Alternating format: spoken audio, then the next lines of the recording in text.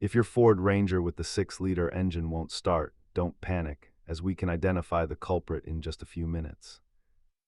Statistically, 70% of no-start issues on this truck platform stem from simple battery or starter circuit failures. Let's walk through the diagnostic steps to isolate your specific problem. Start by confirming your battery voltage is over 12.4 volts and ensuring your terminal connections are clean and tight. Next, focus on the starter solenoid, your ignition fuses, or a faulty neutral safety switch that prevents the engine from turning over. If the engine cranks but won't fire, check your fuel delivery system, including the filter and the pump itself. Simple fixes like a jump start or a new fuse are great first steps, but internal harness shorts definitely require professional expertise.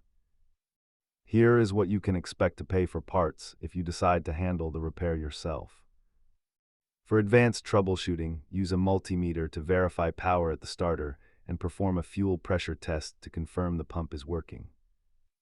Keep a basic digital multimeter, an OBD-I scanner, and a standard socket set in your toolkit to handle these common issues. Always remember that safety is non-negotiable, so please disconnect your battery before working on the starter or fuel lines. Thanks for watching, and check the description for more links to parts and detailed wiring diagrams for your Ranger.